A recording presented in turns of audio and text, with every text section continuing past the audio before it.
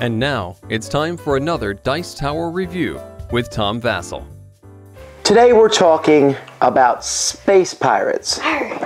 I saw this game at Origins and I saw stacks of it. It was for a very inexpensive price, $15. And I thought, Space Pirates, $15. How can people not be wanting it? Why is it not flying off the shelves?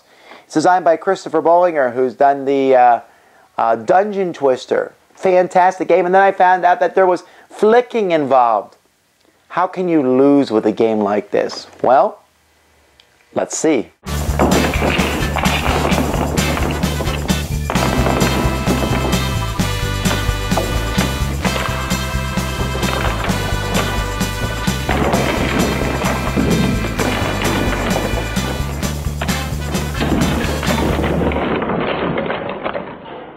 The first thing you do in this game is you build the board, which means you put out all these pieces here, most of which are simple decoration. A few of them are important. That's these pieces here, because these have space bases on. So you can build the board any way you want, putting these out. In fact, some of these space bases actually go together if you want. You don't have to. Again, you can do what you want, but you got to have enough room for maneuverability between all this stuff. This is a much more condensed board than I would probably want to play on. Each player has a spaceship, and this spaceship is made up of these three pieces, and they're really not good quality. At least the stand parts are. In fact, I only have the green and red ship to show you because the blue and yellow ship both have died. Well, the ships are fine, but the plastic stands they're on, just one of them was broken out of the box. The other one broke after, well, the component drop. But anyway, so we have a couple ships here, but I mean, they're cool looking, even if they look like rip-offs of Battlestar Galactica. Your goal is to have the most money and to control at least one of these star bases by the end of the game.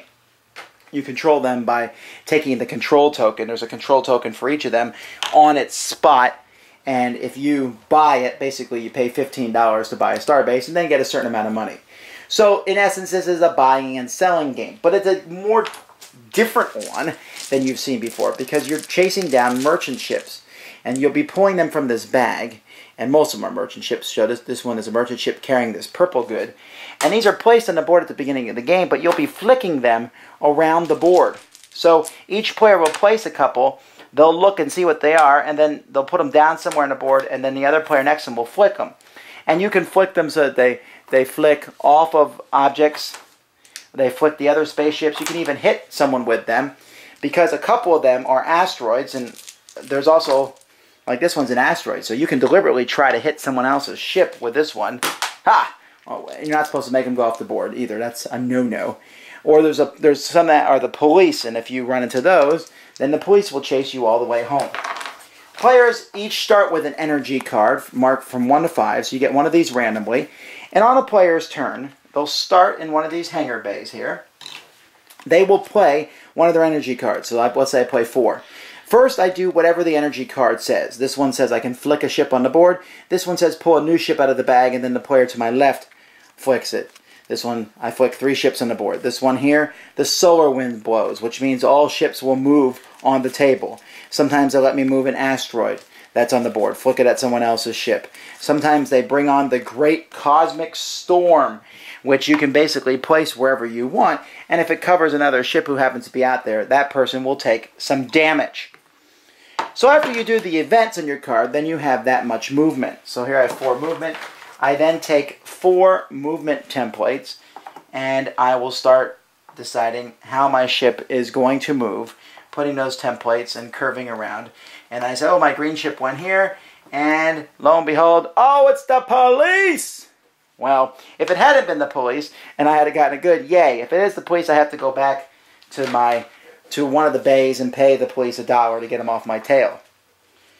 So I'm going around and picking up these goods, and then you go back to any one of the bays, and when you get to the bay, you'll turn over the card that's there. Each bay will have a card at it, which shows you the prices that these are going for, these different merchandise.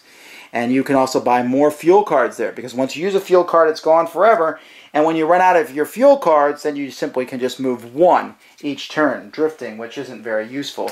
You want to get around quickly. So that's basically the extent of the game. The first person to get to a certain amount of money wins. and getting back. It depends on how many players there are. There is some take that, and there's a bunch of flicking action, although it's kind of weird because you have the flicking action on one hand, and you have the actual moving the ship following these movement templates on the other hand. It's very free form. The game's a little slower than you might think because even though there's flicking, it's kind of flicking and then thinking about where you're going to move, looking at it, determining where you're going to sell stuff. Has a very good look, as you can see. This would probably look better on a dark blue background or a dark black background instead of this lime green one, but hey, that's the color we chose for today. Space Pirates. What an interesting mix of mechanics. I would have liked it more if you had actually flicked your regular ships. It's kind of an odd mix when you take flicking the merchant ships around and then your regular ship, you're using this movement of, you know, putting down the pieces, and you know that's always this argument, you can't move your ship like that, or etc. And then there's the trading and selling of goods, which is nothing that I'm usually that keen on, but I don't mind in this regard. But it has really cool production. It has some really cool ideas. It's not a bad game. My problems with it are I think it's a little long for what it is. It seems a little long than what I want to play, and it just isn't as fun as I thought it would be. There are some fun moments. Don't get me wrong. I love flicking an asteroid at an enemy ship. I love it when they get caught by the police. But for the most part, I don't like it as much as I thought I would, and it's kind of just a interesting, but I'll pass kind of game. What do you think? I like the game. The thing about it is that the ships break off of their base thingy really easily. Yeah. And I got a police like on my very first turn. Which can be kind of annoying.